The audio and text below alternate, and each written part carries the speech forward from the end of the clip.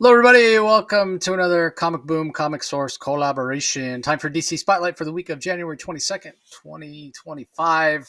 Apologies about the Independent Spotlight last week. I recorded it, it had no audio. I didn't have it in me to record it again that same night, and I still haven't gone back and recorded. I kept hoping Rocky would be able to join me. I'm still hoping to get it out. It's going to be super late and right on top of the Independent Spotlight for this week, but we'll see. But anyway, that's over on the Comic Source YouTube channel. Just do a search for the Comic Source on YouTube and like, comment, subscribe, ring the notification bell so you know when new content comes out. That's where all the Comic Source content comes out, except for this DC Spotlight that I do with Rocky every week that comes out on his channel. So if you're listening to us audio only, I always encourage you to head over to YouTube so you can see the books, see the art, and see our smiling faces as we talk about all these DC titles. Comic Space Boom! Exclamation point. When you're there, like I said, you know what to do. Like, comment, subscribe, ring that notification bell so you know when new content comes out. Big week. Feels like it's been a pretty big week ever since, like, we had some smaller weeks leading into Christmas, and then Christmas there was like double digits, and ever since then we've had double digits with the exception of one week where they moved books off that week to another week, and last week they moved books off last week and moved them to this week. So we have 14 books this week, but even had we not, we still would have had 12 if Catwoman and Wonder Woman hadn't gotten moved. Um, but I actually thought it was a pretty strong week. It's sort of interesting. Like when I go to rank my books, I'll rank them in this case 1 to 14. I'll start with, okay, what are my contenders for book of the week, and I'll start like ranking 1, 2, 3. Sometimes I get through 5, sometimes not. It's kind of hard to pick. So then when I kind of get stuck, then I go to the, okay, what book did I like the least? And I start going up from the bottom and try to kind of meet in the middle and adjust. And I kind of feel like this week it was like some really great books, like maybe 1 through 5, 1 through 6. And then there was a big gap of below average, like above average stuff, like 1 through 6 or so. And then kind of below average stuff, like maybe 8 through 14 or what have you. So yeah, it was an up and down week for me. But I will say it was a banger week for independents. Oh my god, so many great independent books this week. But anyway, what did you think about the DC week overall? I was overall I there was only like maybe four or five that I really liked. The rest I thought were very mediocre. So I think we share sentiments in that regard. We probably maybe differ on in the nuance and in the various titles, but yeah, I was a little bit considering how many there was, and of course we got some layovers that were delays with Catwoman and Wonder Woman coming out delayed from last week that we're going to be reviewing. I even found those a little bit underwhelming as well. But overall, I will say that it's a good problem to have. It's still overall better than I know remember feeling in past, last year and the year before, quite frankly, because the DC has upped their game. And I guess I'm getting accustomed to better storytelling. So when I get a week that feels a little bit underwhelming, I can maybe sound a little bit more negative than I actually am. So but we'll get right to it, and I'm actually curious to hear your thoughts on some of these titles because some of them maybe it's just because I had other things going on this week, but be curious. It's going to be interesting. We're going to have some interesting discussions, I think. Yeah, I mean, there's going to be a lot of these books where they aren't really in my top five. Didn't make my top five. That I'm not going to have that much to say about. And the first book we're going to talk about is definitely in that camp. It's Catwoman number 72, written by Torrun Gronbekk. Marianna Ignazzi handles the art. Patricio Del Pesce on colors. Steve Wands on letters. Um, my notes here just say it's a bit slow, and I'm not feeling a connection to the characters. I mean, other than Selena, Torrun Gronbeck's been building this supporting cast of people that she knew in the past, knew her by a different name when she was, I guess, sort of learning to be a thief. But there's not enough of their characterization or enough of them kind of fleshed out for me to really care. And it's such a large cast of characters, it's kind of hard to keep track of what's going on and who's who or what have you. So I just find that I'm not really that invested, which is interesting because the first issue I thought was fantastic of this All In era. And I loved getting back to the espionage and sort of, um, Selena in disguise and all that sort of stuff. But it hasn't beyond that first issue. It hasn't really worked for me. So I don't know. Maybe it's me. Maybe I need to invest a little more time in it. But it's hard when there's so many books. Anything to add, Rocky? Well, I think there's some analogies that can be made to Chris Condon's work on Green Arrow. I like what he's doing with Green Arrow, bringing Green Arrow back to his roots and his crime noir detective roots, or more streetwise roots. What Torrun's done here with Catwoman, I like that this is very much It's definitely she's a thief and is going back to her origins or her earlier years. The only criticism I have is I think she's really good at the characterization. I don't like you. I feel a little bit more invested in some of these characters. This earlier identity she had when she was younger called Evie, and she went back to Berlin to see because somebody's trying to take her life. So they must know her connection that Catwoman used to be Evie, and her connections to this guy, one of her old partners called Anton, and she goes and she clearly is robbing something from him. But there's more at stake here. There's more going on.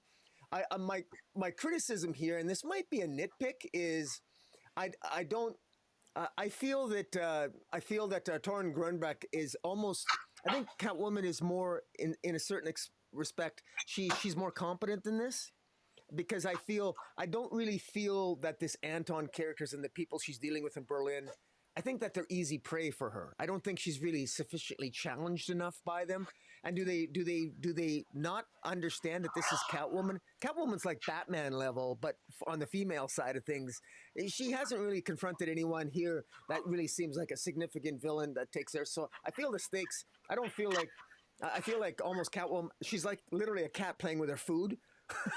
Like, so I don't really feel like Selina's sufficiently threatened. So her going back to Berlin, I almost feel sorry for all these other guys that she's confronting this issue because I never really feel that she's in much danger. Even when Anton at one point is holding a knife through her neck, I know that it's not really threatening. I mean, she's caught in the middle of a fire. You know she's going to escape. Uh, but I will say that I like the cockiness of it, and I like the story that I feel confident knowing that Selina's got a handle on things, and I am kind of curious to see how it resolves. And I'm impressed with Gronbekk's use of dialogue and her ability to manage a story, and the pacing I thought was really good. And it does have sort of a crime noir. I still feel a little bit of that sort of female James Bond feel, and I kind of like that. So, and the art is, I actually think the art does shout out to the artist. Ignazzi does a pretty good job of keeping me engaged visually as well. All right, and I mean top five. You didn't say it was top five, but Uh, well, I have it written as number 6. all right, fair enough. You just had a lot more to say about it than I thought. Yeah, there was. Yeah, sorry about that. I was. The other thing is that I wasn't sure if we are going to be reviewing it this week. I wasn't sure how long it was delayed. So, yeah, all good. All right, this next one is often in my top five, but didn't make it this week. Wonder Woman number 17. Again, it was supposed to be out last week. I think last week it would have made my top five. This week it doesn't. But it's written by Tom King. Incredible art by Daniel Sampere. Incredible. Probably elevated it probably a rank or two because the art's so good. Tamea Moray on colors, Clayton Cowell on letters. And again, it's a good story. I'm enjoying the story. We know I'm enjoying a lot more than Rocky is, but it is starting to drag just a tiny bit. And so that's why it misses my top five. But I loved the action and the interaction and the way that King, matched up different members of, I guess, the Rogues Gallery of Wonder Woman that the Sovereign has put together, matched them up with different Wonder Girls, and then had them switch so that ultimately they were successful. But yeah, again, enjoying it. Didn't quite make my top five, but man, that splash page, so good with Giganta and just incredible art. So, anything to add, Rocky? Yeah, I do have something to add. And that is just my where it's failing me is in my disappointment with this is Wonder Woman. Wonder Woman's dragging a rock up a hill, and while the Wonder Girls, the Wonder Girls are doing all the work, I would rather have her doing because it's the comic's called Wonder Woman. Wonder Woman decides to carve a statue of Steve Trevor while she's talking to her infant child, and that's all well and good. I get it. It just seems a little odd to me. I never saw Diana as a sculptor. I don't think she's ever been a sculptor. I don't know. She's been part of man's world since World War One, if you believe the continuity, which Tom King routinely ignores anyway, I suppose. They say a picture's worth 1,000 words. It's also a hell of a lot easier to take a picture than to carve a statue. Now, it might sound like I'm being facetious, but I'm actually being dead serious. I just think it's just this is sort of forced source gravitas for a story that ultimately, just for me, it doesn't resonate. I also thought the fight scene, the choreography and the fight scenes didn't work at all. I thought that was forced as well. How ultimately defeated all these powerful rogues gallery. It just never really resonated for me. But what saved it ultimately is the fantastic art. And at the end of the day, I am curious. I'm looking forward to that final confrontation between Diana and the Sovereign. I hope at least Tom King has Wonder Woman defeat the Sovereign on her own without help, but I guess we'll have to wait and see. It's so funny. All the things that you dislike are the things that I'm hearing that people love. It's a newborn child. She wants time to bond with it. She can't just let the Sovereign run free. So, she calls on her allies. I don't find anything wrong with that. I love the fact that she spent all that time. Like, it's a bonding moment. And yet Steve can't be there. What's the next best thing? Well, she's going to sculpt a statue of him. Picture's not nowhere near the same thing. And we know Steve Trevor will be back. But how are you? It's more of a bonding experience, I think, for her to carve the statue and have it there in the presence of the baby, as opposed to just two-dimensional picture. But yeah, interesting. And again, the fight, I love the choreography, whatever that had worked for you. So strange. Like we come at that book from such different perspectives. It's really interesting. Yeah. All right. Up next, we have DC Horror Presents number 4. Kind of interesting. One of the stories I thought was really great and maybe was worthy of top 5, but then the other one was so just awkward and cringe that it pulled the book way down for me. But anyway, there's a Catwoman story that's written by Patton Oswalt and Jordan Blum, with Danny Earls as the artist. Zhao Canola handles the colors, and then Simon Boland on letters. And then there's a Matter Eater Lad story, and I'm a huge fan of the Legion of Superheroes, and I love Matter Eater Lad as well. But this story was just, he's supposed to be like eating this living armor, and it's all bloody, and there was cannibalistic themes, and it just kind of grossed me out. But anyway, it's written by Steve Kostansky and Brendan Hay. Logan Farber handles the art. The letters on that one are by Simon Boland. Yeah, it was just kind of cringe. So I'm just going to leave it at that for the Matter Eater Lad story. But real quick, the Catwoman story, she steals this diamond, and there's this little kind of backstory to the diamond that you steal it, it's cursed, it drives you crazy, and supposedly it's passed through the hands of all these different people in Gotham, all these different criminals, and it's the reason the Penguins become the Penguin, and the Mad Hatters become the Mad Hatter, and Maxi Zeus has become Maxi Zeus because this diamond has driven them insane. I loved that idea. I loved it. It's out of continuity and doesn't completely make sense if you think about it too long. But it was just a really cool idea to think, because it makes sense. Oftentimes when we joke about it, why would anyone live in Gotham City? Because there's so many criminals. This kind of explains why there'd be so many super villains in Gotham City. So I thought that story was really great. Yeah, and as someone who loves minor threats, it was great to see Patton Oswalt and Jordan Blum write that story, because it does seem like something that it does seem it's right up Patton Oswalt's sensibilities. And you're right, it's something that it's actually a more believable origin for why Gotham is the place it is than the mainstream origins of all the villains. But yeah, very well done. And while I haven't been collecting the DC horror and all issues, I do say that this is probably one of the more entertaining ones. I really enjoyed the story as well. Yeah, if you do dig it, like Rocky mentioned, Minor Threats, definitely go pick up those Minor Threats books from Dark Horse, written by the same guys, because it got kind of that same feel. All right, next one's in Rocky's top 5. Didn't quite make mine, although I did get a chance to talk to Mark Waid last week. The episode dropped yesterday on Tuesday. So if you want to get Mark Waid's perspective on Justice League Unlimited 3 and how it's going so far and some teases of what's to come, definitely go check out that interview.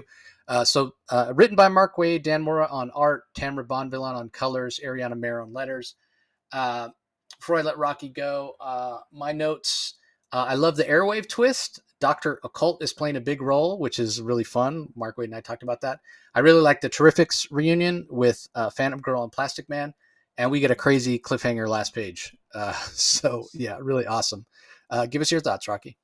Yeah. Well, like I said, I mean, you gave the highlights, and Mark Waid just continues to he continues to do such a good job here, and I think he does the same great job over in the World's when he's scripting World's Finest. But he's a master at of dealing with a large cast. Mark Waid's really good at it, and he's particularly good at it because he knows these characters so well. I mean, right off the bat on the first page, we get some humor between Blue Beetle, with Blue Beetle saying to the Renee, hey, question, why the long face?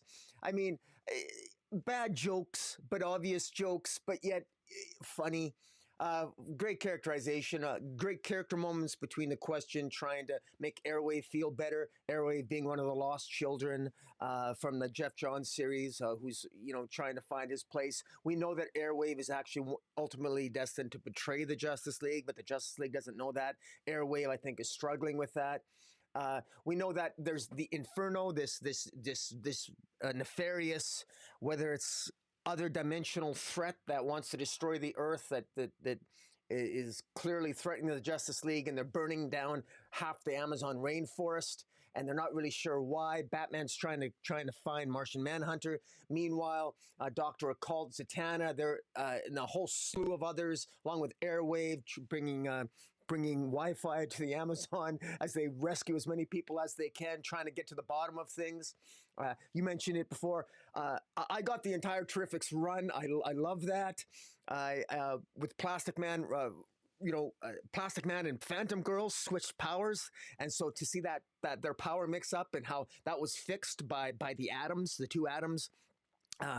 And how ultimately that this is sort of like takes place technically before the Atom Project, the series that began last week or the week before, and it's just very well done. It was really nice to see Plastic Man and Phantom Girl together again, because the Terrifics is sort of like a more of a fun version of Fantastic Four that came out a couple years ago or 3 years ago.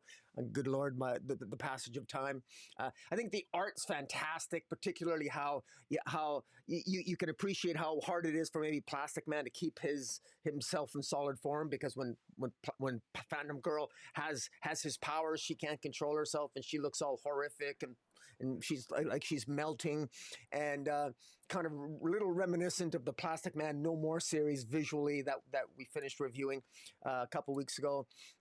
It's just very well done, and there's happiness and there's hope here too.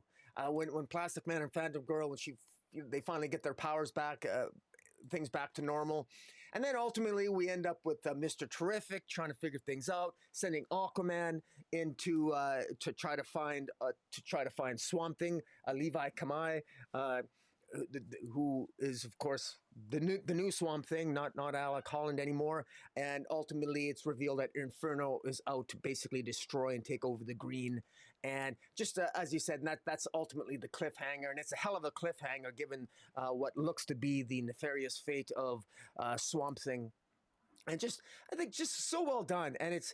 You're hitting the ground running. Mark Waid is so good at keeping the reader, keeping me engaged from page after page. There's always something happening.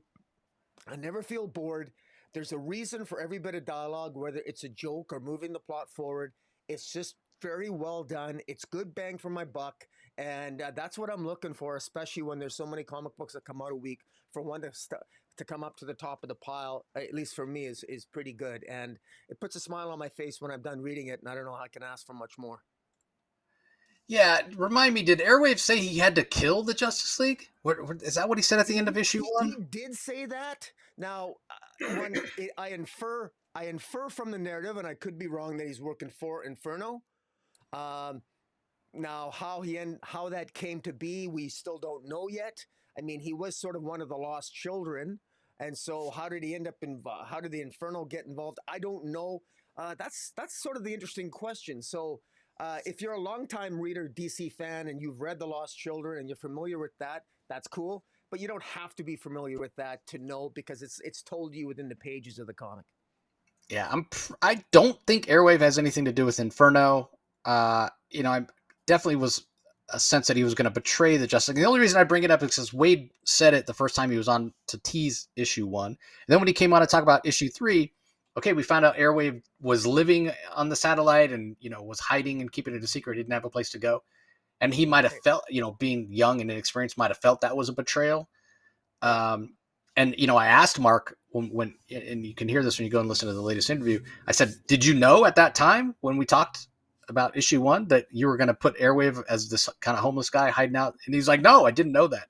So, is that the betrayal, or is it something more? But the only reason I don't think it has anything to do with Inferno is because if it is going to go farther, if he does have to quote unquote kill the Justice League, I don't think it has anything to do with Inferno, because I got the impression from Mark that he knows the end of the Inferno storyline, but if he doesn't know the full betrayal of Airwave yet, Oh, okay. then they're not Interesting. going to sync together. But I don't know. I mean, I love the fact that And Waid doesn't know himself. yeah. That he's Well, like, I that's throw these actually little good. grenades. Yeah. I throw these. That's what he called them. He called them grenades. He's like, I throw these little Yeah. grenades, and then eventually I'll get to it and figure out how to make it work. Like Yeah. that's how he keeps it fun and challenging for himself. That's great. So Yeah. again, No, all that's that's in good. that interview. Go listen to it. It's always fantastic to chat with Mark. So all right, up next we have excuse me, Little Batman, month 1, chapter 3, from writer Morgan Evans. John Mikal is the artist.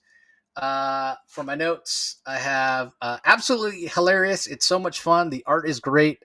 There's even sight gags. So at one point, um, Little Batman Damian goes to the new version of Arkham Asylum where the Joker is holed up, and he's sitting there talking to the Joker, and so he's got this word balloon above his head, but he's got like really long bat ears. That's just the way John Mikal draws him, and his bat ear like pierces the word balloon in a couple places. It's so funny. Um, this book is just like, this is far and away my favorite version of Damian ever. And I get it; it's out of continuity. It might not necessarily work for everybody because he's not Robin, he's little Batman and what have you. But it's just so fun to see him and to see the kind of this wacky cartoon version of him and giant chinned Bruce Wayne with his beard and what have you. It's just so much fun. And it's something that, obviously it's out of continuity. You don't need to know anything else to pick this up and read it, but it's something you can read with your kids. You can get younger people interested in reading if they're fans of Batman and what have you. This is the perfect kind of, young reader book. That's fun enough for all ages. I'm definitely enjoying it, and yeah, Yeah. I just love the art. The art's fantastic. So I know we skipped a month, but I'm glad it's back, and definitely recommend it. It yeah, it was, yeah, definitely in my top 5. So Yeah. I I'm would allowed add to that it talk about was. it. I Go ranked ahead. it number 7 on mine. I loved. I love the. I love the storytelling. I think was hilarious with the babysitter being worried about Damien. Damien's taken off to look for Batman. Uh, Bruce Wayne, who's captured and held prisoner by Scarecrow. He could easily escape Scarecrow's clutches, but he calls Alfred and says, "Tell Damien not to look for me. I'm okay. I'm just I'm playing a game here with Scarecrow to figure out what's going on." Of course, but Damien's already left, and half the issue is just Damien going on these little sort of misadventure trying to find Bruce Wayne, trying to find his dad, and it's just hijinks ensue. It's entertaining as hell. You really see the stupidity of the Joker in the Rogues Gallery, and we get to see this version of the Joker as well as Damien interviews the Joker as he's trying to find out information. It's so much fun, as you said, and definitely a high recommend for people that are looking for something decidedly different and a little bit more on the cartoonish, entertaining side. Yeah, I mean, the betrayal by the babysitter. Is she going to turn out to be, a villain that we know, or is she a new villain, or what have you? That, Mm. and then the other thing that it'll be really fun if any of this makes it into regular DC continuity, because we get Damien has sort of like his version of Matches Malone, like a different Yeah, Timothy undercover Business or identity something. that he's created. Yeah, It's Timothy Business. And it's so funny when he first shows up, he's got this little fake mustache and he's like, buy, sell. It's just, yeah, it had me laughing out loud. I mean, just yeah, the name Timothy, my alter ego, Timothy Business. It's just so ludicrous, but it works, right? Because it's exactly what, a little kid would come up with. And that's the juxtaposition that works so well. This Damien who's always come across as, very mature for his age with the way he was raised and what have you. But at times he shows, that he is a little kid still. And this Timothy business definitely shows that. It's just, yeah, Timothy business is so hilarious. So, all right. Up next, definitely not in either of our top fives. It's Power Girl number 17, written by Leah Williams. Gorgeous art by David Baldione. Romulo Fajardo Jr. on colors. Becca Carey on letters. This was entertaining, but the problem is, and there's good humor, and David Baldione's art, he's like the best artist to do like superhero / humor. But I feel like this comic just doesn't know what it wants to be, and that's where it struggles. So I don't know if you have anything to add, Rocky. Well, just I mean, we have a setup now that Power Girl and Natasha Irons are going to be roommates along with the telepath Omen, and so they're all going to be living together. And with Streaky the Super Cat and now Power Girl's boyfriend, I forget his name. It's just such an odd eclectic mix. And it just again, you said it. It just doesn't know what it wants to be. And I, as a reader, I'm not sure what I'm supposed to. I'm not sure what I'm supposed to get out of this, or what I'm supposed to be focusing on, or what's. And there's just I will say this: she's getting her. It's revealed that at least she's a billionaire still, or at least a multimillionaire, and she's building her own. She has her own. She builds a new building called the Star, named after, like, I guess based on her previous name, Karen Starr. And she hasn't completely, apparently she didn't completely abandon her previous name, at least not her previous bank account that's associated with Karen Starr. So she's sort of building on that. And I like that Leigh Williams has brought back some of the previous iteration of Power Girl, i.e. Karen Starr, at least the fact that she was into tech, she was into some technology, and the fact that she's got Natasha Irons, who's going to be there with her as a roommate, along with Omen. I think that there's potential here for storylines moving forward. I just haven't found the stories particularly interesting yet, but hopefully we'll get more of that moving forward. Yeah, I mean, I think if you roll back to, stop trying to make her something that she's not, you might be better off. Because yeah, I did find it interesting as well that her Karen Starr um, persona is still active, I guess you'd say. Yeah. So yeah, it's interesting that's that's what we get excited about. That maybe there's chances for the old Power Girl to come back. So all right, up next, Metamorpho. In both our top five, written by Al Ewing. Steve Leiber is the artist. Lee Lowridge on colors. Farron Delgado on letters. This book is just so much fun. You don't need to know anything about Metamorpho to dive in with the first issue. The second issue is great. What I love about it is, especially Simon Stagg, has always been sort of a two-dimensional character. I mean, Metamorpho himself is a very Silver Age character. And especially if you go back and read those stories, they're really fantastical. They really sort of embody what the Silver Age at DC Comics was.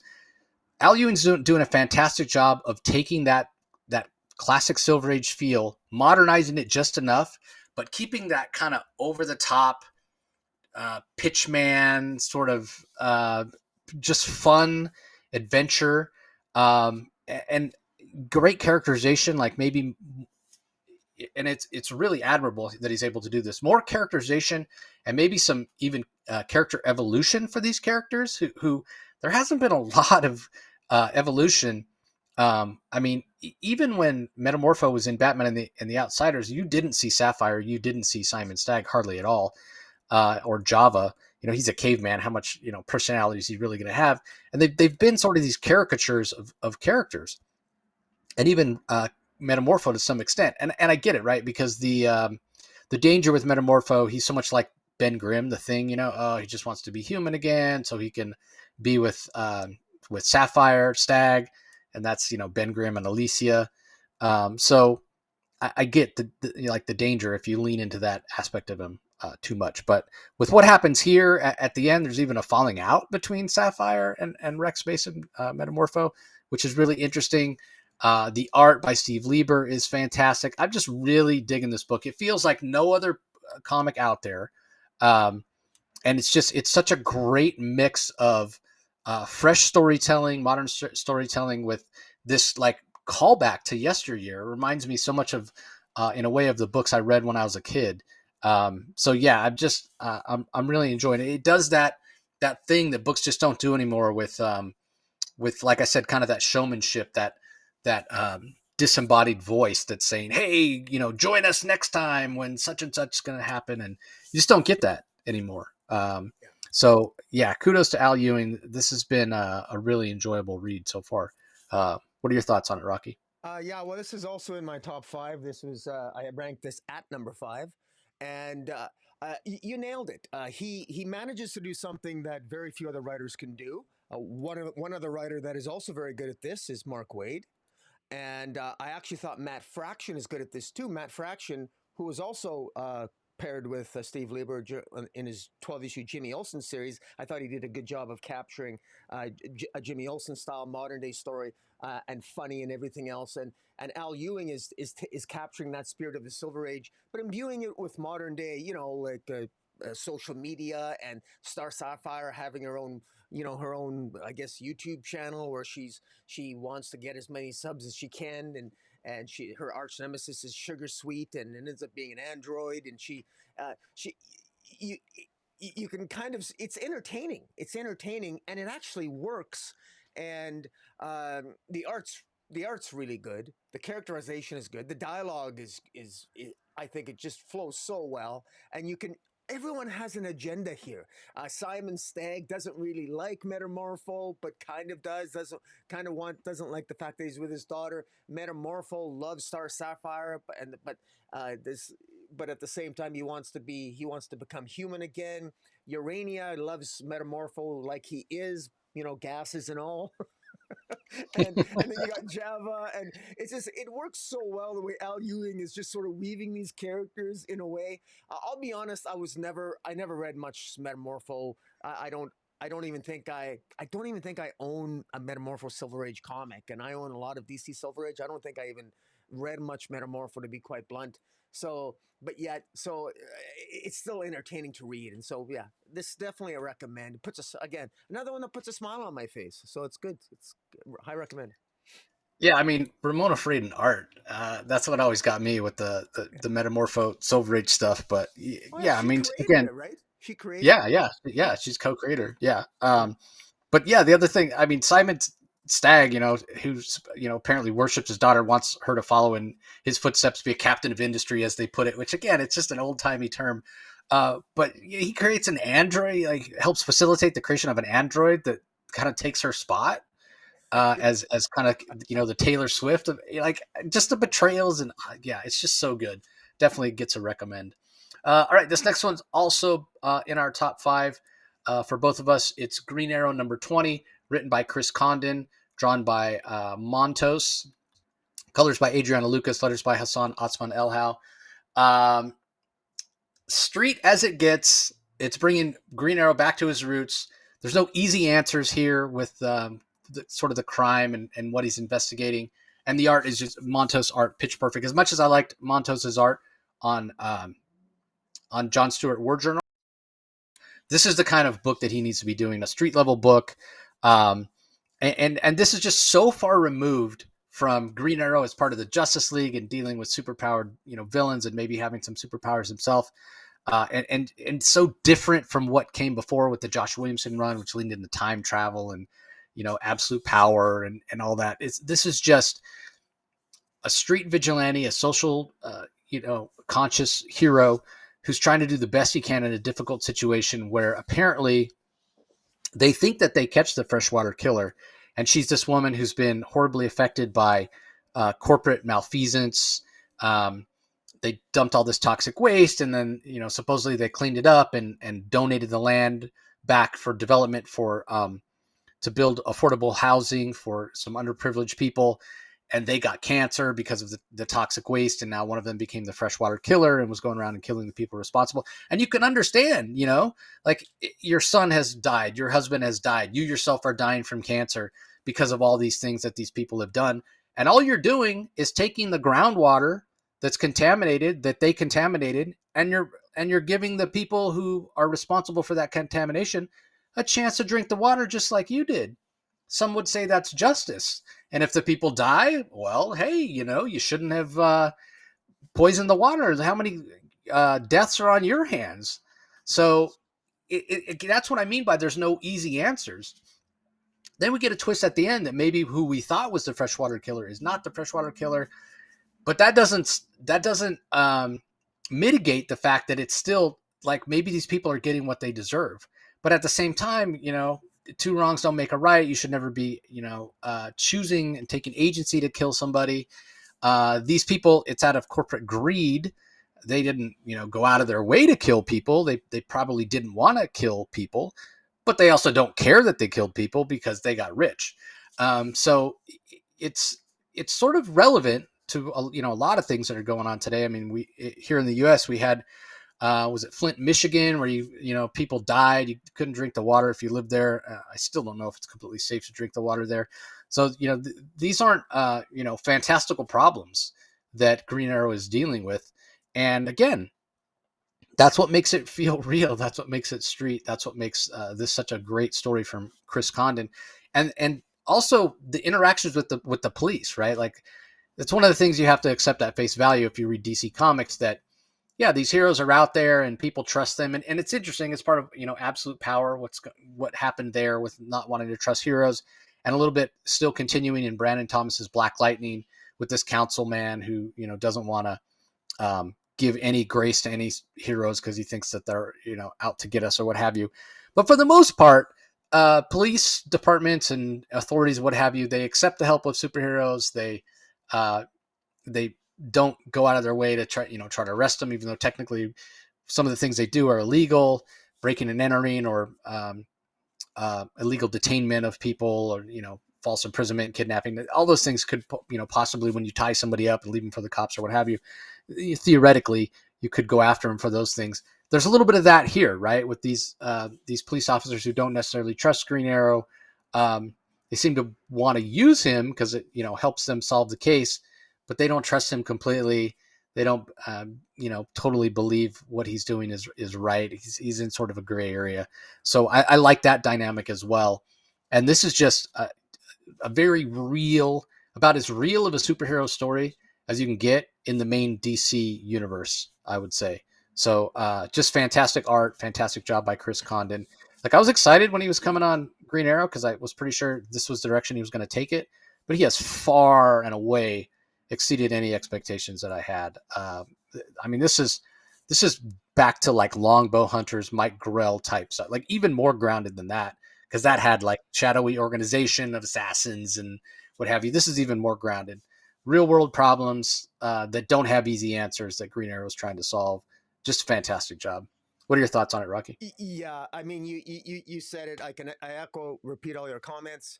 I will just add that it reminds me full compliments to. I mean, Chris Condon's story is great, and just like Philip Kennedy Johnson's story was pretty good in the pages of War Journal Green Lantern with John Stewart, but it was Montos's art that got me emotionally invested in the characters in Green Lantern, John Stewart, War Journal. Uh, I can't imagine this story, this Green Arrow story, being drawn by anyone other than Montos now. The scenes where, I mean, here we're staring at the killer, the serial killer, or at least who we presume to be, and it's this. I feel completely sorry for this. The killer is also a victim, and you sympathize with the victim. This has emotional impact because you really feel for the victims, and of course Green Arrow himself, Chris Condon, is so well, and Montos, the way that he scripts the facial expressions, you can see the angst and the frustration with the detectives. Green Arrow, Oliver Queen is frustrated. Green Arrow is berating the detectives.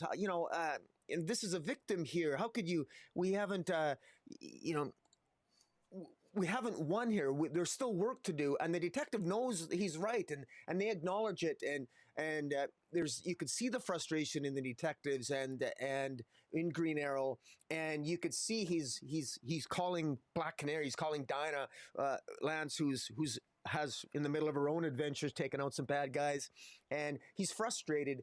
And the issue ends with ultimately somebody is confronting Green Arrow. It seems to be like another freshwater killer or whatever the case might be. So the mystery thickens, but this story is that much more powerful because of Montos's art, and yeah, it's just really really good.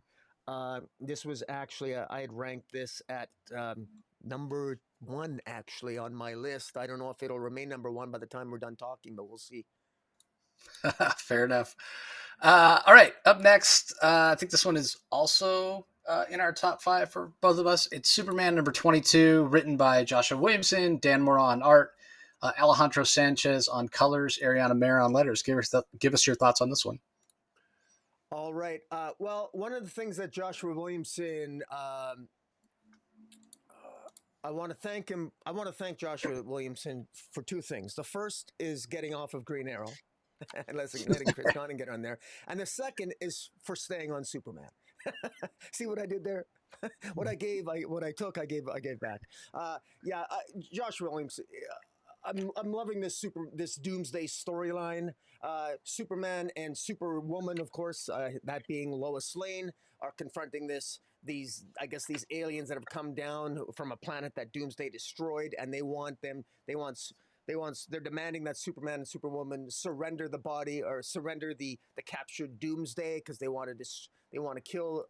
They obviously want to dispose of Doomsday, but they also seem to imply that they might have another agenda with Doomsday. They want to control Doomsday, and of course, well, you can kind of see through that. Lois sees right through that. She's quite good at asking the right kind of questions. Arguably, Lois Lane is better at asking questions to get to the truth than even her super famous husband is. And a good part of this issue is just the dialogue between Superman, Superwoman, and I guess the leader of this, Doomsday cult or whatever the hell you want to call it. And don't they call themselves the remnants? Thank you, the remnants. That's right. And they also have they seem to have some strange power sets, and where they can, I don't know if the one can glow with an intense amount of energy, and I guess they want to attack Doomsday. I'm not sure what they're.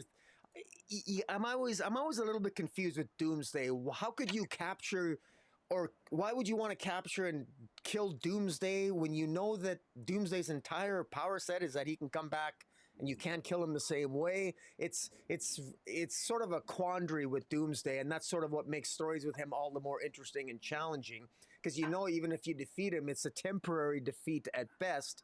And in this issue, in this storyline, that hasn't changed. Lex Luthor continues to not have his memory. Lex Luthor and Mercy, I think they did the nasty, because I guess they have little nicknames for each other now, Mercy and Lex Luthor. So I think they had some fun with each other. How long that relationship will last, we will see. It's probably going to be directly proportional to how long Lex keeps his new memory. Or in any event, Lex Luthor figures out a way to maybe deal with Doomsday, but it requires that Doomsday not escape. But ultimately, all the action in this issue, and there's a hell of a lot of action. It's fast paced. It's a lot like it's on my top 5 because just like Justice League Unlimited, it's just there's always something going on. And Joshua Williamson, he really is good at pacing on these Superman stories in such a way, action packed like hell, just really great. And then it ends with all things. I love the cliffhanger. I love with Jimmy Olsen getting in, showing him doing his job, taking pictures of all the action. And the fact that we have what looks to be, incredibly enough, Superman and Doomsday on the same side, fighting off these aliens. It's just incredible art. And then with Superwoman ultimately being confronted by the Time Trapper, who is a future version of Doomsday, who gives her some warnings and might be sort of perhaps trying to manipulate her into doing something that we're not going to find out what that is until next issue. I'm at the edge of my feet. I'm entertained. What are your thoughts? Yeah, I mean, I want to know more about this Radiant, right? Like this leader of the Remnant. When Superman basically refuses to turn Doomsday over, yeah, he manifests these powers, these radiant powers. What is that? What is that about? Because when Superman and Superwoman both go to talk to him for the first time, they don't detect a heartbeat, and Superman intimates that he kind of he goes, I think I know what's going on here, and then he eventually turns into the Radiant. Like, what's that about? And yeah, then I like, to your point, what's the end game here? They say they have a way to. They do not want Doomsday to be alive. They do not want Doomsday to exist. They don't feel he deserves to be alive. And supposedly they have a way to destroy him. And Superman's point is, to your point, you find a way to kill him, he comes back all the more stronger. He just evolves. I mean, the way that they were able to capture them, what Supercorp was doing is they, had him in this tank of liquid, and he was being kept sedated with what's the Kryptonian flower? Black Mercy. Black Mercy venom. So, in his mind, he's getting, just like we saw when the Black Mercy venom first showed up, and all the way back in Superman Annual 10 by Alan Moore, where, Mongol put the Black Mercy flower on Superman and it gave him, his heart's desire. He was on Krypton. Krypton wasn't destroyed. He had a family and what have you. So Doomsday is sort of asleep or, unconscious at any rate. And he, in his mind, he's probably living out his fantasies, destroyed everything in the whole universe, or whatever, Doomsday's ultimate wish would be. That's the way you neutralize Doomsday. That's the way you keep him sedated. Give him what he thinks, he wants. So he Doomsday, you've won, whatever that might be, whatever the end game is, whatever Doomsday's fondest wish might be, whatever these remnant think they have. Like, I don't know. I don't know what it would be. Do you cut them up into pieces and scatter those pieces, around the galaxy? Do you, literally disintegrate him, but, don't destroy his molecules, and you scatter those around? Like, wouldn't he eventually coalesce? Like, I don't know. I don't know what the answer is. I don't know what the remnant are thinking. And the other point is that, okay, you're the remnants of all these different civilizations, all these planets that Doomsday's destroyed. And, you claim to be out for justice. You don't want Doomsday to exist because he doesn't deserve to exist when he's extinguished, so much life throughout the universe. So you come to the planet where they've managed to neutralize him and keep him from doing that again to anybody. And you say, give us Doomsday, or we're going to do exactly what Doomsday does and destroy your planet. Like, it doesn't even make any sense. And that's Superman's point. Like, you're becoming the thing that you say you hate. Like, stop and think about it. But, that's emotion. That's human emotion anyway. These are aliens, but apparently they have that sort of petty, vindictive side as well. So yeah, great job by Joshua Williamson. The art is fantastic from Dan Mora. I'm loving Lois and Superman fighting side by side. We'll see how long that lasts, if it really is Zod coming for his powers or if it's somebody else. I mean, it's not going to be status quo forever. But we do have the summer of Superman coming. We have the James Gunn Superman movie coming later this year. That's going to coincide with the summer of Superman. There's all sorts of Superman stuff coming. So just be on the lookout, because now's the time you're going to want to pre-order a lot of that stuff. And I just wonder what's going to come next. Like, the story, I imagine, is going to wind down just in time for us to get into some big Superman event this summer at DC. We'll see how that plays out. Yeah. All right. Up next, let me say, who or what is the Radiant Superman Red? I forgot to mention that. With him, when he gets mad now, apparently he's manifesting something else. I mean, you hear Superman Red, you think about Superman Red Blue. So, what the heck is that? There's, like you said, there's so much action. You mentioned the Lex stuff. You mentioned Time Trapper Doomsday being back. So yeah, we'll see how that all plays out. Okay, up next, in my top 5, not in Rockies, it's just made my top 5. It's Black Canary, Best of the Best, number 3. Tom King's the writer, Ryan Sook on art, Dave Stewart on colors, Clayton Cowell letters. I totally know why this is not on Rocky's top 5. He's the Lady Shiva stan, and the fact that Black Canary would even dare to breathe the same air as Lady Shiva, he does not buy it.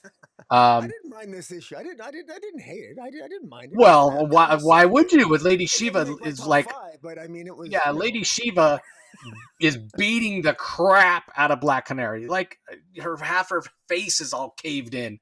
I actually enjoyed that aspect of it. Yeah, I'm sure. Exactly. Of course you would.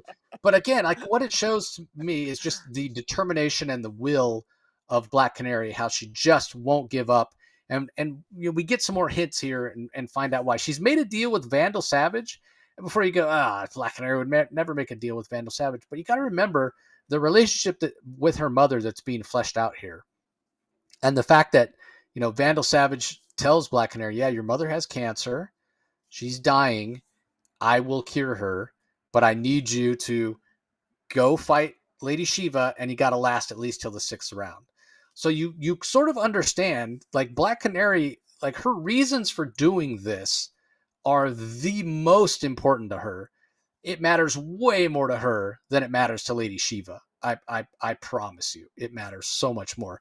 So you can kind of understand why she's willing to go the extra mile. Now, I've said before, I don't necessarily buy in or never have bought into the fact that, Black Canary is one of the top fighters in the DCU.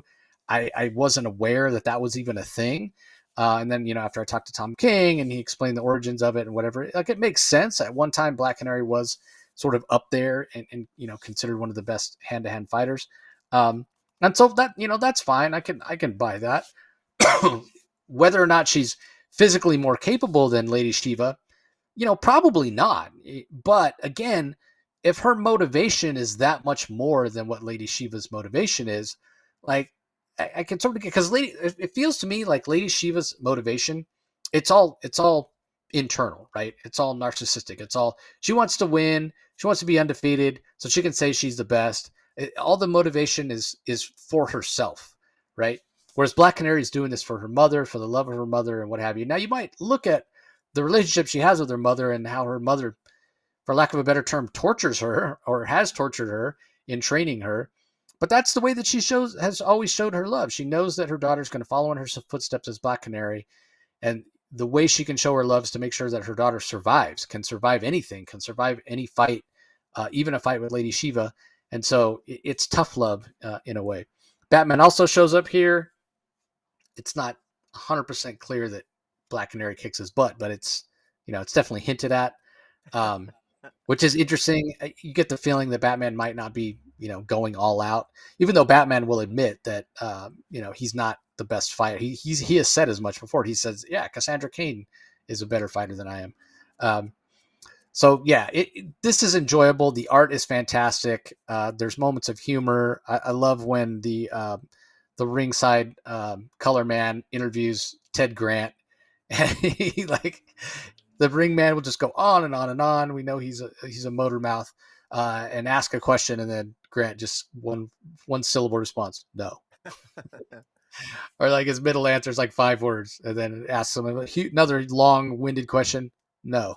Like, it's fantastic. You could just see Ted Grant being that kind of guy. So yeah, I'm really enjoying this. The Ryan Sook art is just amazing. Like, the fight scenes, and yeah, this is just a lot of fun. Like, I get it. Some people might not like it because they think Lady Shiva should wipe the floor with Black Canary. Kind of feel about that the way I feel about Batman going up against the Joker. Fight would be over in 5 seconds. And so I get that. Like, I get that. If that's how you feel, this might not be the book for you. But I don't really, that's not a thing for me. I don't really care. I'm not a huge Lady Shiva fan. I'm like, whatever about who the best fighter is. Whoever the best fighter is whoever the writer needs to be the best fighter for that story. And this story happens to be, the story is the fight. And so that's interesting. And I love the motivation that Black Canary has. I love the emotion that she's fighting for her mother. I even like the iteration of Vandal Savage that we got, and Green Arrow, who shows up briefly. Yeah, I'm a big fan of this book. It's not what I expected, but it's extremely entertaining. So, all right, Rocky, give us your thoughts. Yeah, I really don't have anything negative to say about it. I mean, I thought I love it. It's a fantastic Black Canary story. We're really getting to know Black Canary's history, and to be quite blunt, as far as Lady Shiva is concerned, I mean, Lady Shiva's always had her own agenda, and I don't know. Maybe it might be revealed. Although I got the impression with your interview with Tom King, and hey, I've read some interviews. I've read some articles that I don't think that Lady Shiva is really going to be explored in this series, and that's all well and good. I like the rules. I kind of like the rules that one of them has to surrender because, quite frankly, I see Black Canary dying before she would surrender. And so that's what I find interesting here is that so they can't you don't win by knockout, you have to win by the other. So it's almost like Lady Shiva can't knock out Black Canary even though she has a few times already.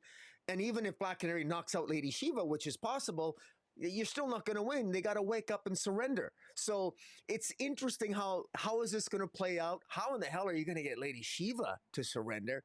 That's the other thing. But as you said, I agree with you that there's a Monday night football aspect to this where on any or what's that expression, on any given Sunday any team can win, right? I get that, of course, and Tom King's the writer, so Black Canary is likely going to pull this one out. But I will say though that this is entertaining, and I agree with you. The Ryan Suxart's fantastic. So yeah, this was this is probably, I would put this 8th or 9th on my list. It was still pretty decent.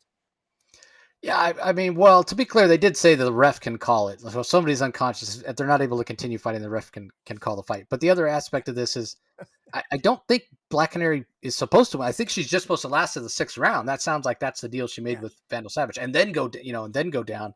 So it might still be Lady Shiva, but then Lady Shiva's, she would.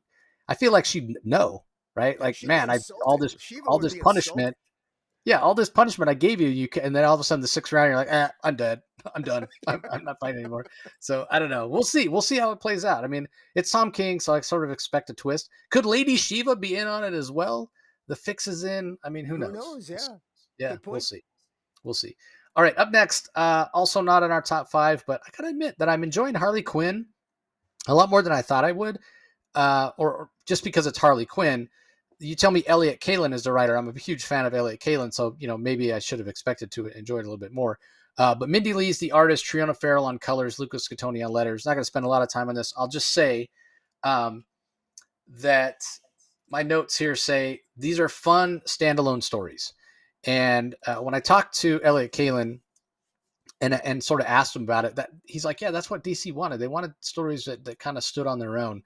So, yeah, this isn't the villainous Harley, and it's not the completely zany Harley. It's somewhere in the middle, but it's continuity light, and I think they're fun stories. Is it advancing the character? No. Is it elevating the character? No. Is it complicated? Is it sophisticated? No. It's none of those. It's none of those things. So in a way, it's sort of like bubblegum. Like there's no nutritional value here.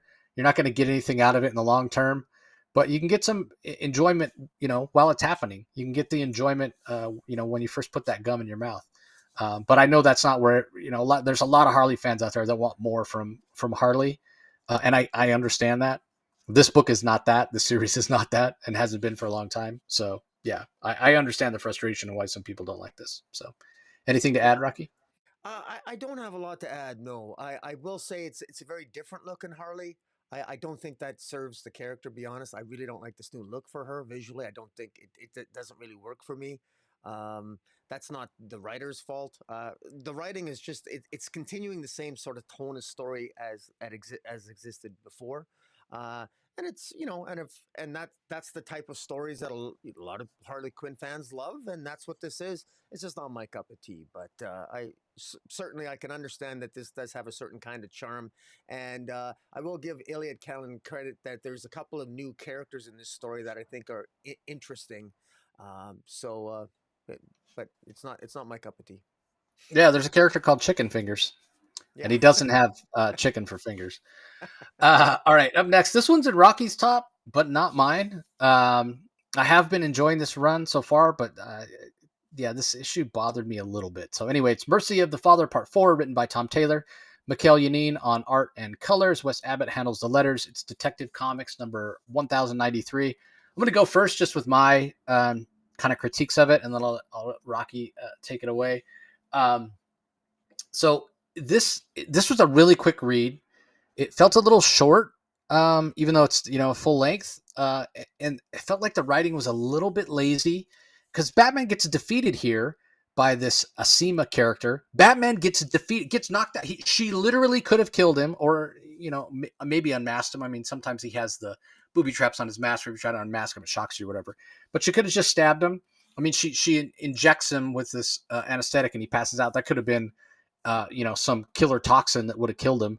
And she's like a nobody. she's a nobody character. We just got done talking about this, brutal fight between Black Canary and Lady Shiva. Batman's supposed to be up there, one of the best hand-to-hand combatants.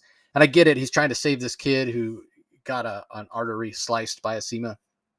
And so he's not, really confronting her, one-on-one. Maybe it's not a fair fight, but he gets defeated by what appears to me at this point to be a C-level villain. That just felt really wrong, really wonky. Didn't care for it. I mean, we'll see where it goes. I'm still enjoying this, but yeah, there's no way I was going to put it in my top 5. And then Mikal Janin art, really solid, great line work. It's interesting to see him doing his own colors. I wonder how long that'll keep up. It does give his art a little bit of a different feel. So anyway, Rocky, you had a different take. What'd you think? Well, I agree with you that I was a little surprised how easy Batman was defeated by a SEMA in this issue. Although I'm going to cut writer Tom Taylor some slack here because we don't know much about this SEMA, and it might be that SEMA is actually Scarlet Scott, who is the daughter of Joe Chill. And so that might be interesting. And we also know that if this SEMA might be the product of some sort of the injections that Bruce Wayne got to help him heal from some of his injuries and make his body younger again. Maybe this SEMA has got some other experimental things done to her body that maybe made her capable of defeating Batman that will be revealed in future issues. So I allow for that. But it's hard to say.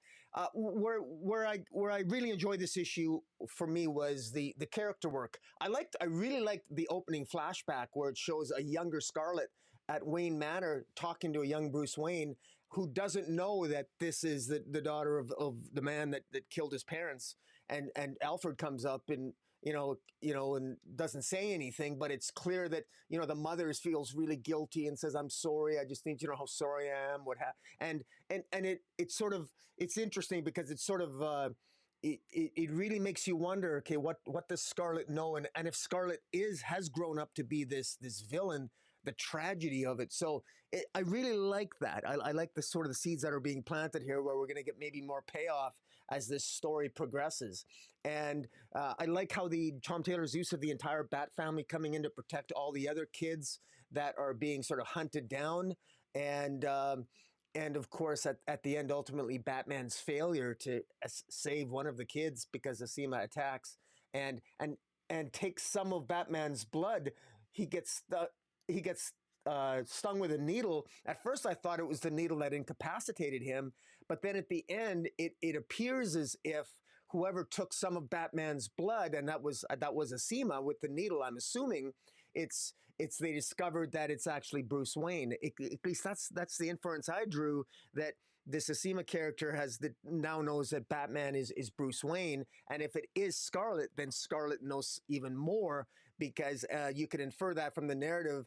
Where she says, SEMA says, "Look what you had to become, Bruce." So she feels sorry for Bruce because, if this strongly implies in my mind, and maybe this is misdirection, that this is Scarlet, who maybe feels tragic for, oh my God, sorry you had to become this. This is what the tragedy of what happened to your parents, of what my father did to you. Look what you've become. And so now I might be wrong. Maybe SEMA isn't Scarlet Scott. Maybe it isn't. But I really like how it's all coming together here in a way that on the surface it might seem a little bit predictable, but the way it's written, I feel it really feels like it has some gravitas and an emotion element to it that just pulls me in. And I love Mikal Janin's art. Really is the coup de grace for me. So yeah, I definitely enjoyed it. Number 2 on my list this week. Yeah, I don't think there's definitely a connection between Asima and Scarlet. I don't think Asima is Scarlet. I think Asima is Scarlet's mother. I think that, right? Yeah, I think, kind of this idea of rolling the clock back or keeping somebody young. It probably was, Scarlet's mom was kind of the first one, and that's how she's stayed young. And it would make sense, right? Why she's out there killing young kids, because she was beaten by Joe Chill. She was abused by Joe Chill, and obviously was able to escape that life with the help of Thomas and Martha Wayne. But now she's out there to make sure that kind of similar to Batman himself. Batman does what he does to make sure no kids have to become orphans like he was. Now, Scarlett's mom, I can't remember her name. She's out there stopping these juvenile criminals before they can get their hooks into, some young impressionable girl and become another Joe Chill themselves. So, and that would explain kind of the interaction that Batman or that Asima has with Batman. Like, hey, we're on the same side here. I'm trying to do what you're doing, whatever. So I think it's the mom. We'll see. Yeah. All right. Up next, we have Absolute Wonder Woman #4. Not in either of our top 5. Kelly Thompson is the writer. Hayden Sherman is the artist. Jordi Belair on colors. Becca Carey on letters. I will say that this is the best issue so far. It's starting to come together. One of our complaints early on was it felt like the Absolute Wonder Woman was just the regular main universe Wonder Woman. She is starting to feel a little bit different to me, but the core remains. But what is that core? I mean, we've talked about the compassion, the love, the never say die. The unrelenting, kind of similar to the way Scott Snyder describes Absolute Batman. Batman AF, advancing forward, never giving up. This is kind of this Wonder Woman. I'm still trying to wrap my head around the whole she's missing an arm and sacrificed it to bring Steve Trevor back to life, which is just weird to me. Such a weird choice. Yeah. But yeah, I am enjoying this. There's some humor in it. It's starting to come together. I enjoyed this issue the most, but it still doesn't make my top 5. So anything to add, Rocky? Yeah, I just what I would add is I thought this was frankly really this is not my favorite issue so far, although I found all the issues to be sort of like meh. Okay, I thought this was kind of boring. She spends half the issue going, this is how we met Etta Candy. What a boring version of Etta Candy. She goes to buy a bunch of random ingredients to do some ritual so she can create a magic arm.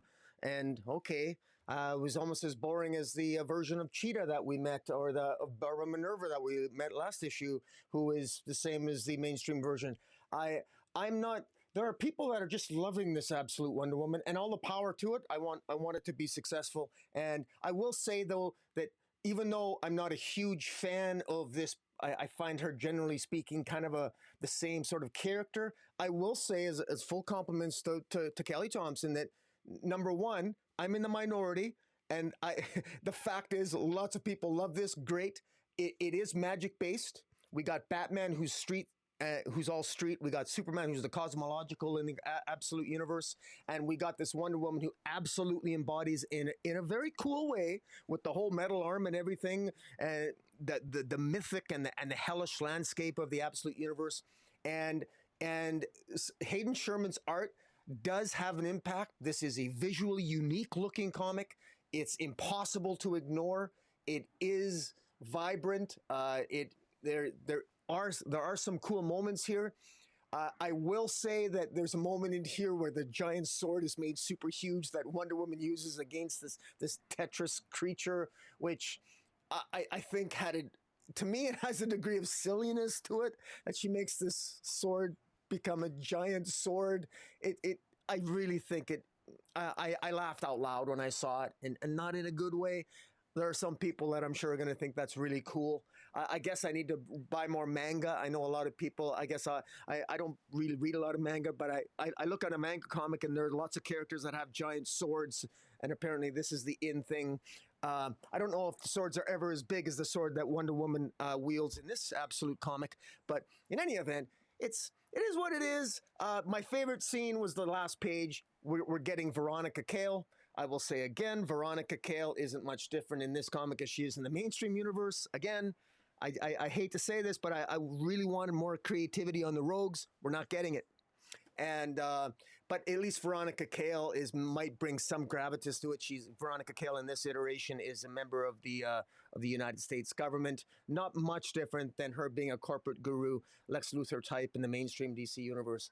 But again, it is what it is, and we'll see it moving forward. Yeah, I'll leave it at that. I think you're overly hard. Like, we get 2 panels of Veronica Cale. I don't know how you can say she's the same as in the main, and same with Barbara Minerva. We barely we don't even know who she's not even Cheetah yet. She's just Barbara Minerva. So to say that they're the same, to say that they're the same, yeah, I just disagree with that. Like we don't know who they are yet. And yeah, the sword moment, you thought it was laugh out loud. I laughed out loud too because it was awesome. It was so cool to see that sword get gigantic and slice the Tetracite in half. So yeah, I mean, again, this was my favorite issue. Yeah, it was so cool to see her. I mean, that's who she is. It's going to be magic based. There's going to be these things that she does, like grow her sword to a ridiculously huge size. She still has to wield it. She still has to have strength to go out there and do it. Yeah, I don't know. It's starting to grow on me. But yeah, we'll see. We'll see. Again, it's not for everybody. Not every comic is for everybody. But yeah, it is. It is. A lot of people are digging it. It definitely still number 3 for me. But yeah, we'll see. In March we have three more titles coming for Absolute. We'll see where it ranks after we get Absolute Flash, Absolute Martian Manhunter, and Absolute Green Lantern. All right, last book we're going to talk about in detail. We're not going to talk about it that much. It's Flash number 17. I mean, it doesn't make her. Yeah, it's. I don't know. It's 4. I mean, it's. Is it 14? It was a toss up between this and Power Girl. Yeah. Well, no, I mean it's rank 14 or rank 13, whatever. It's either my least favorite or next to least favorite, but it is issue 17. So yeah, written by Is Spurrier, art by Vasco Gregev, colors by Matt Herms, letters by Hassan Otsman Elhau. I wrote, Irie's starting to feel like a Mary Sue, and the plot and dialogue are spiraling into nonsense. So after the whole, first 12 issues arc that we got from Cy Spurrier with this, the stillness and, the archangels and all that, had all that scientific gobbledygook, I think is the way we describe it, that was just so impenetrable and inscrutable. Then we got this family-oriented story. They're in Scataris, and it felt like we were settling down and we were getting a regular, put that, regular in quotes, story of Flash that we could understand. And then as the story's gone on, it's just become more and more complicated with magic and Flash and cloning himself in 2 places at once. And all of a sudden, all the scientific jargon started creeping in. It's like Cy Spurrier can't help himself. He had the beginnings of a good story here. He can't stay out of his own way. And now it's like this happy infected version of Eclipso. That doesn't make any sense to me. Like, I don't know. The book just doesn't make any sense. Like, even when the guy starts off with what seems like it's going to be a simple story, it spirals into nonsense. That's the only word that I can use. And it's frustrating. Like, I guess I feel about this the way you feel about Wonder Woman. Like, this should be a pretty simple thing to do, right? But I don't understand how you can screw up Wally West this bad. And I wouldn't even say, like, Wally here, he shows up so little in this book and has so little to do and so little to say. And there's two of them. And there's two of them. Yeah, he's less than a supporting character. This is all Irie. This is all Irie, and apparently she's like all knowing, all powerful, figures everything out, has all these abilities. She is like the epitome of a Mary Sue. Yeah, didn't like this at all. Yeah. Can we move on from this era of Flash already, please? I was confused. I thought Eclipso. I mean, I thought it was really cool when Eclipso was killed by Darkseid on the moon in the DC All-In Special. At least that's what I thought happened. But I guess Eclipso wasn't killed, and he makes no. He got sent to Scataris apparently, and is now like this happy go lucky guy and doesn't want revenge on it. Like, I don't know, man. I don't know. It doesn't make any sense. Is that Lizard Girl? Is that Eclipso's daughter or Warlord's daughter? Eclipso made it sound like that Warlord chick, that the Warlord daughter creature that attacked Jane Irie is actually his daughter, and he wanted Flash to actually he wanted Jay to actually impale and kill her. It never made any sense. No, it doesn't make sense. It just doesn't make any sense. I don't know. It's this thing is just all over the place, and I still don't understand the logic, the stupidity of having 2 Flashes. Total stupidity. I don't understand, why is there 2 Wallies? It never made sense when it was explained in the first issue, and Wally fails again to explain. He fails, not surprisingly, to justify it to Linda. And why would he lie to Linda about it? And he is lying about it. And then he gets this just seems like forced characterization. I don't get it. It's really unfortunate. But I will say this: Is Spurrier is obviously in on the joke about how his writing is perceived, because there's more than one spot here again in this issue where the characters make comments about, in fact, there's one where the what is it, the future version of Waid West, Pilgrim.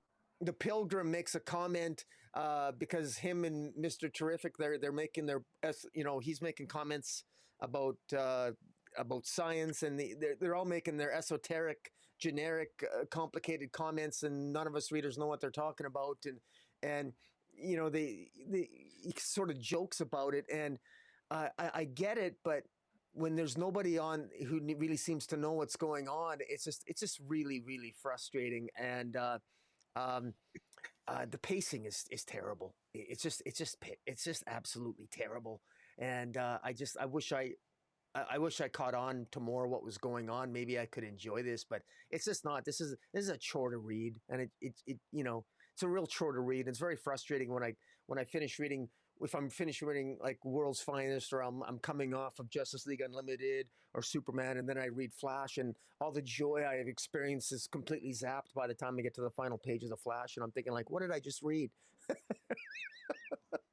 Yeah, it's so funny. Like one of the books I talk about, I go to Comic Book Roundup, and I still can't believe that the first issue has an 8.9 out of 10. It's just ridiculous because it was bad from jump.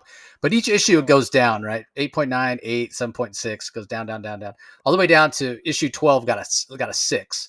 But then it jumps back up with issue 13, and that's what we were talking about. Like, it seemed like he put that crazy science stuff behind us and tell an actual story, and it's like then it starts to come back down again. So it's not the best. It's not the best. So anyway, that does it for the books we're going to talk about. Single issues we're going to talk about in detail, but there are a few other single issues that are out. There's a facsimile edition of the limited collector's edition C48, which is Superman versus Flash. There's a third printing of Absolute Wonder Woman #1, second printing of Absolute Wonder Woman #2. And that's it. So there's also some collections out this week if you are so inclined. We've got DC Finest Green Arrow, the Longbow Hunters trade paperback. So it's what I was talking about before, the Mike Grell seminal work. If you're a Green Arrow fan, you might want to look into that. And then also Green Lantern War Journal Volume 2. We also mentioned that with the Montos art written by Philip Kennedy Johnson. Volume 2, which collects the second half of that series, issues 7 through 12. If you're so inclined, you can pick that up this week in collected edition as well. So, all right, Rocky, book of the week. Easy pick, tough pick. What do you got? Well, if you want me to go first. Yeah, go for it. Okay, well, my pick of the week, and it hasn't changed. It's Green Arrow.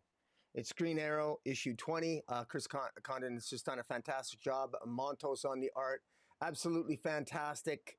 And it's just, it feels he's definitely channeling his inner Mike Grell, and boy does it show. It's really good, and that gets my vote. What about yourself? Yeah, so normally if you pick what I'm going to pick, I'll go to my number 2. My number 2 is Metamorpho. I just loved it, but I can't pick anything but Green Arrow because Green Arrow just stood head and shoulders above everything this week. So I got to pick the same, even though we don't always want to do that. You mentioned it, channeling Longbow Hunters, and even going more street than Longbow Hunters, like I mentioned. The art is perfect, the pacing is perfect. The interactions between Green Arrow and the cops, perfect. So just really impressed with what Chris Condon is doing on this title. So that gets my nod as well. So that's going to do it, everybody. Appreciate you joining as always. Don't forget, you can listen to this audio only if that's your preference. Just go to wherever you get your podcast, whatever platform or app you prefer. Do a search for the Comic Source and subscribe. You can listen to this every week, audio only, or go back and listen to the, I think we're closing in on 3,000 episodes of the Comic Source audio only. Also, don't forget to head over to the Comic Source YouTube channel where Indie Spotlight comes out every week. That's where all the interviews go up that I do with everybody as well. Again, you can listen to them audio only if you prefer. And if you are listening to this audio only and you want to see our smiling faces and the fantastic artwork in these DC books every week, make sure you head over to Rocky's channel, Comic Space Boom, ! On YouTube. Like, comment, subscribe when you're there. Really helps us with our access to getting preview copies and interviews and all that sort of stuff. So that's going to do it for this week, everybody. We appreciate you joining us as always, and we'll talk to you next time. Catch you later.